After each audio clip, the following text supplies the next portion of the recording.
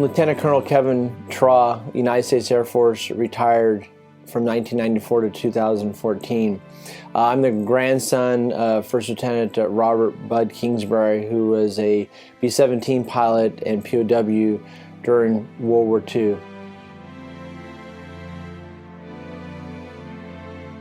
Robert Edward Bud Kingsbury was born December 9, 1920 in Chicago, Illinois. His parents were Edward and Anna Kingsbury.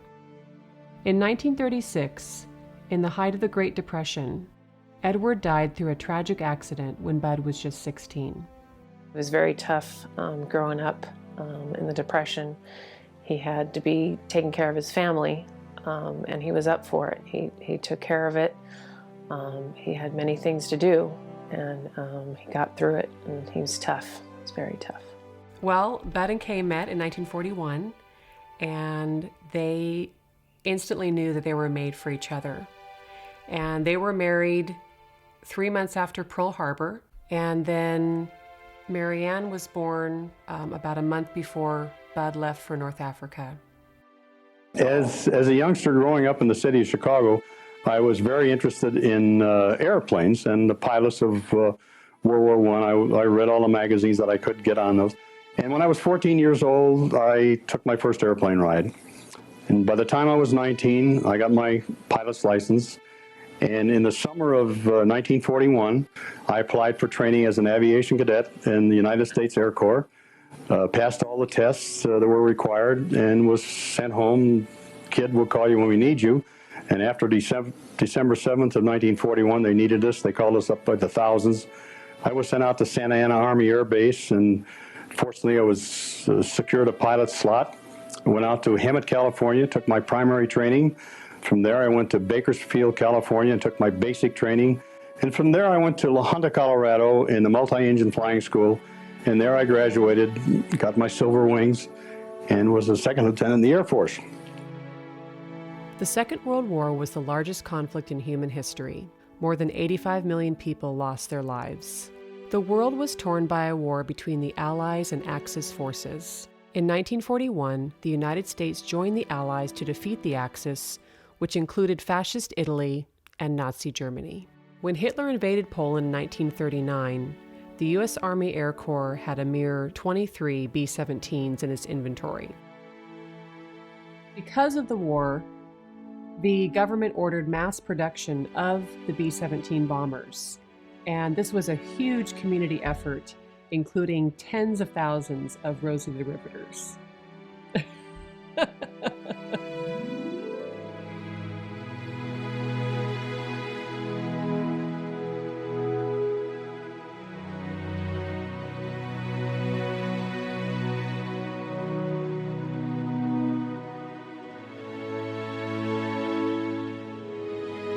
Today, less than 50 B-17 aircraft remain, and only 12 can fly. I wanted to experience what it was like for Bud, and I paid for the chance to fly aboard the rebuilt Liberty Bell. I'm actually taking off from Burbank, where many were actually built, and that's where I met Bud. What surprised me is once we got airborne, I was able to get out of my seat, walk through, and study the plane.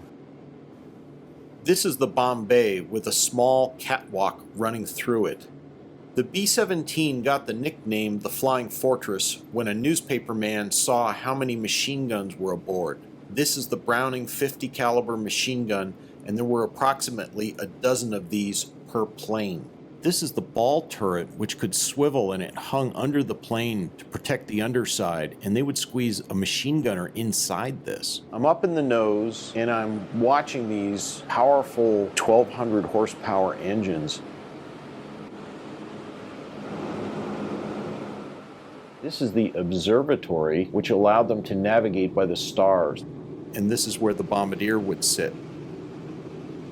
This is the Norden bomb site, one of the most guarded secrets of the war. It's a mechanical computer, and the bombardier would put his eye up to the site, and he would actually fly the plane over the target until he released the payload. I don't like heights, so this makes me nervous, but what a view. I'm in the cockpit, and there's the co-pilot and the pilot, and this is where Bud sat. We were taking our third phase of combat training, and one day in flew about 20 brand new B-17, and I was fortunate enough to be given that aircraft, 0467. It was a brand new Lockheed Vega. There one evening, 51 four-engine bombers took off from Goofy Noofy, as we used to call it, a mixed bag of B-17s and B-24s, and we flew straight across. I had the long-range Tokyo tank, so we were able to make it right into Prestwick, Scotland. And from there, we went down into southern England, then into Marrakesh, Casablanca, and from there, I was sent to the 2nd Bomb Group in Tunis. I was one of the first replacement crews in the 2nd Bomb. The B-17 bomber was famous for being structurally strong. They could withstand tremendous punishment and still bring their crews home. That structure was the ribbing, though the skin that covered the plane was only a 16th inch thick of aluminum, and that's what I'm holding right here. And the enemy wasn't firing small gauge rounds. They were using ammunition like this, and like this. And on the morning of August the 19th, 1943, we saw that our target was going to be the city of Foggia, Italy. We had never bombed an Italian city prior to that. We had always bombed the military targets, the marshalling yards and the docks and so on and so forth. And we were kind of surprised to see that we were going to carpet bomb the city of Foggia. I was just barely 22 and my co-pilot was only 19. My ball turret gunner was 18. It was a young man's war. And they were preparing the plane with the weapons, the navigation, the fuel, and preparing each other to go on this combat mission.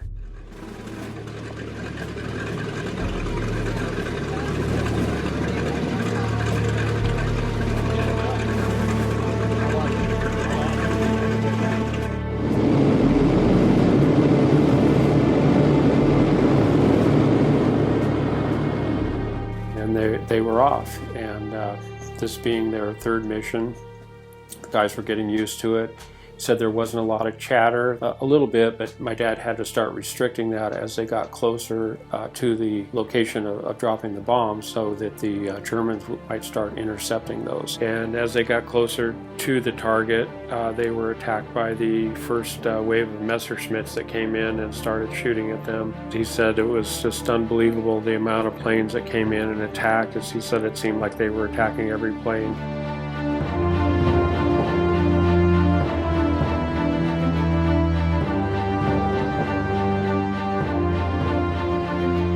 And after maybe 10, 12 minutes, they started to take off and quit coming after them. And my dad knew that from previous missions that they were coming into Flak Alley. Artillery shells started exploding around them. And my dad could see the puffs of smoke as they were hitting outside the plane. And he could hear from the other pilots, some of them were saying, I'm hit. Some of the planes were actually dropping out. And as they got closer, they became fairly quiet. There was no more flak. They got over the target and started to do their bomb run, drop their bombs, and continued on.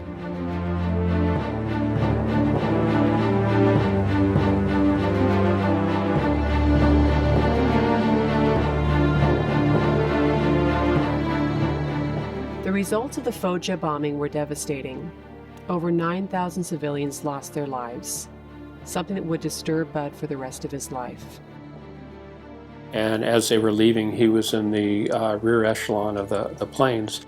The Germans would take off, especially after the bombers that were behind. The planes would come in swiftly and attack the nose, trying to wipe out the bombardier or the navigator and the pilots. And then the other place was from the rear. If they could hang on to a plane from the rear, they could just ride it forever. And he knew almost immediately they were being singled out. And my dad could hear all of his gunners. But it seemed like they had gotten 3 or 4 German planes before they were shot.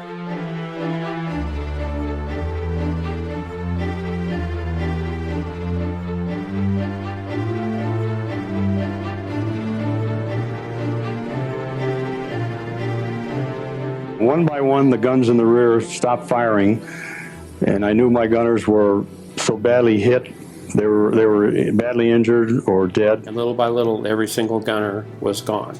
And they started hitting him very hard on the left side of his plane. Both engines on fire, and the enemy fighters all over us. That was his first engine on fire, and it was spreading down this part of the wing, and then this engine was on fire. So he had to make that kind of age-old military decision on what's the best way to maximize the most of the crew surviving at this point. So I know one of his concerns was the aircraft would explode. So he was the one who had to make the decision on bailing out, which is very difficult because that decision is on him. And as I stood up, I was hitting the right shoulder, by shards of metal. My dad realized at that point there were only 5 of them that were going to make it out of the plane, that the other 5 men had perished inside of the plane. All 5 of us got out the front hatch. We were about 19,000 feet, and because of the different reaction time to pull your ripcord, we were spread across quite a distance in the air. My dad could see the other chutes and watch his men all head towards the ocean. So as he was watching around, looking for landmarks, seeing which way he was going to head, he could see mountains in the distance. And he's grabbing his parachute harness and shrouds and tugging on them, trying to sail himself a little closer to land, which is something the other guys didn't do. And he's watching them going further out into the sea. When I was about 10,000 feet in the air, I saw 2 German 109s coming in on me. They were the last of the formation that was after my outfit. And so he thought that from stories he'd heard that they were definitely going to probably shoot him. And so he said he just took a deep breath and his heart was racing and he just stared at him. And when they went by, they both waggled their wings, which was a sign of, you know, we're not going to do anything, good luck to you. Yeah, this is a example of the Mae West that my dad would have worn on the day he parachuted into the ocean. And all you had to do was pull down on this once you hit the water. So this is another one of the things that helped save my dad's life.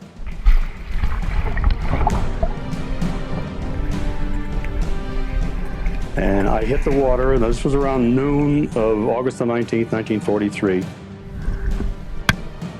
Checked my escape kit, cut loose everything I didn't need, stripped all my gear off, and the flares in my pocket, my big folding knife I stuck in my belt. I knew my navigator was off to sea and my engineer was off in the other direction behind me. I shouted to both of them. I never did see anyone, so I struck out for the Italian coast. This time I was 22 years old. I weighed 180 pounds. I didn't smoke or drink, and I was in terrific shape, and I did a lot of swimming when I was a youngster. I didn't realize how long it was going to take me, but I knew in my heart I was going to make it. I got to keep going. As night fell, Bud was inspired to keep swimming by thinking of his wife Kay and his baby Marianne.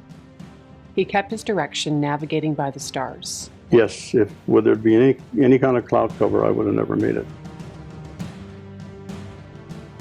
Kept on swimming as fast as I could, and I rolled over 3 or 4 minutes later, and then I saw there were 2 fins.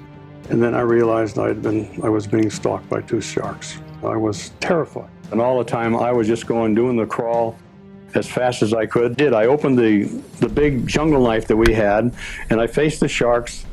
And then I heard a noise off in the distance, and I could see a 3-engine flying boat. But as he banked to the north and started to gain altitude, the shore batteries opened up. So I knew he was a friendly crew as far as I was concerned. And when I turned around and looked, the sharks were gone.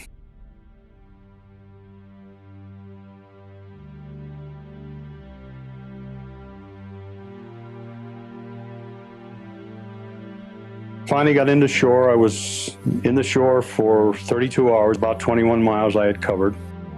These 3 little girls came and found him and took him to their house. And they don't know who he is, but they rescue him. Then the Germans came in, and then he was found out. And I wound up with the rest of the Allied officers in Sagan, In Silesia, that's the Stalag Luft 3, the famous camp where they had the Great Escape. This was my grandpa's POW journal. And it's amazing that they even were able to have these journals and that we still have this one today. It's an amazing piece of history, and it has documentation, letters, maps of the POW camp, sweet photos that Grandma was able to send. My darling, I hope this letter finds you feeling okay. We have been having lots and lots of snow, and the baby loves it. She weighs a ton with her little snowsuit on, and I'm glad that she can walk in it. Tomorrow our little girl is going to be 1.5 years old, and it has been that long since I have seen you. Take care of yourself, sweetheart, and remember I love you with all my heart. The baby sends you all her love and lots of hugs and kisses. She still talks about the doll her daddy is going to bring her. Your devoted wife and daughter, Kay and Marianne. As a POW, Bud lived a life of deprivation, boredom, fear, and uncertainty. During a forced 70-mile winter march, he suffered from frostbite, which affected him for the rest of his life. Due to food shortages, he lost 30 pounds. All told, Bud spent more than 20 months as a prisoner of war.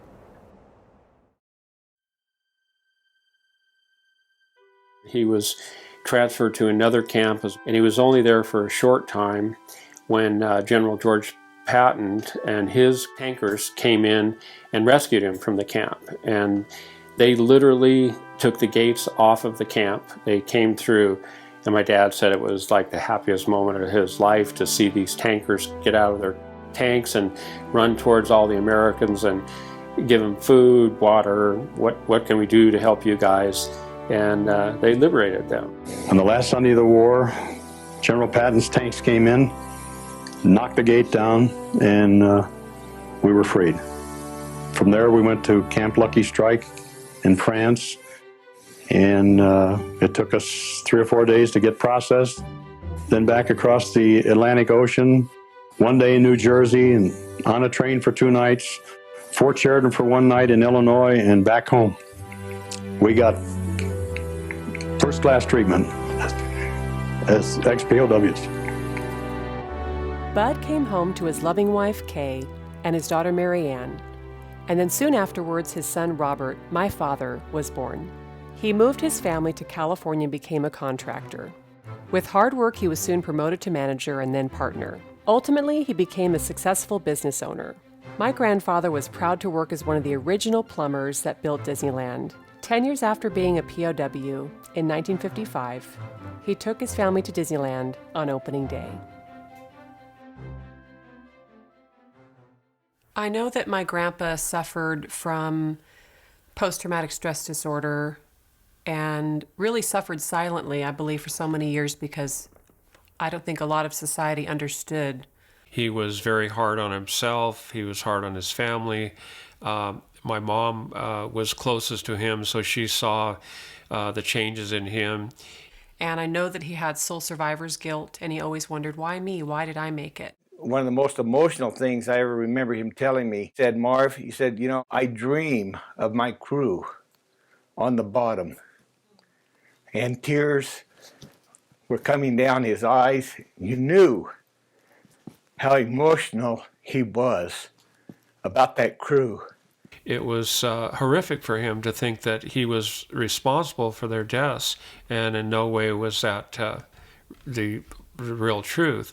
And also all the bombing missions of all the people and civilians that were killed during these missions, that he was entirely responsible for that. I understand his wife insisted he go get help. And the way he did it was he went to the VA and he met with Army VA psychiatrists. When he started getting some help for this in his 60s, then we realized that it was affecting not only my father, but the rest of his family.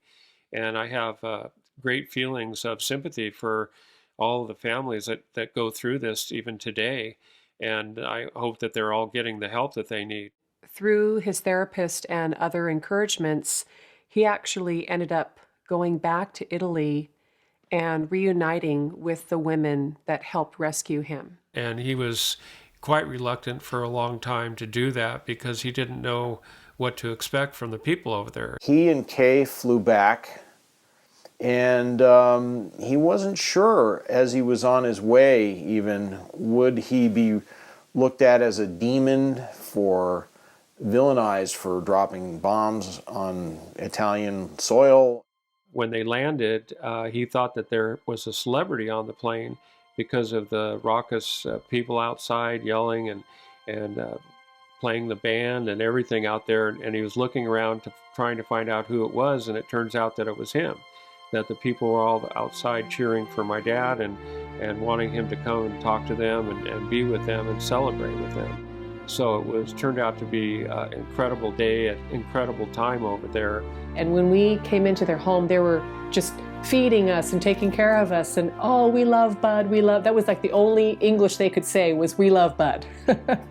He requested to go to the beach where he was rescued, and he asked if he could be alone.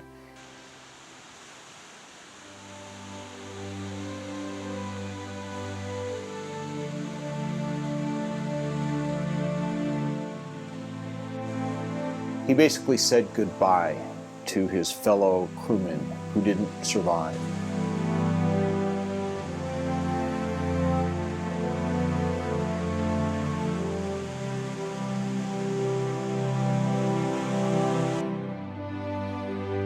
We lost my Grandpa Bud on Memorial Day 2009. I was able to present to my uncle a flag on behalf of the United States Air Force. I think how brave Bud was as a pilot, but I also think how brave he was later in life. He wanted to impart his story to the younger generation so that they could see a story about courage. He was up for anything, whatever it was, he could survive that. He was up for the challenge, nothing would stop him. Half the time, I think, on an airliner, he ended up in the cockpit because he could talk his way in there. A squadron commander who actually ended up retiring as a lieutenant general, who went up and asked me, he goes, well, what was your water survival training with? Because we talked about how he'd been in the water. He goes, they showed me how to put the Mae West on, and that was it. I know that if he wouldn't have survived, I wouldn't be alive. I will always be thankful to Mae West. And so he was talking to the pilots, and he said, you know, I understand that these planes have auto landing mechanism. Oh, yeah, this plane has them. He talked the pilots into putting the plane on auto landing when it went into LAX. My grandpa definitely was a survivor, for sure.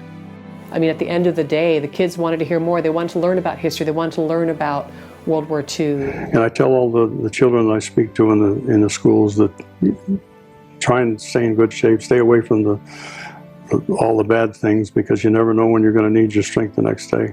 He definitely inspired me to do what I did, and I was proud that for about 15 of my 20 years in the Air Force, he was able to share that time with me. You know, I mean, I think that that's such a powerful message of true character. And some of the things that made him a hero to me in his life. And I think that I want to preserve some of these things for future generations.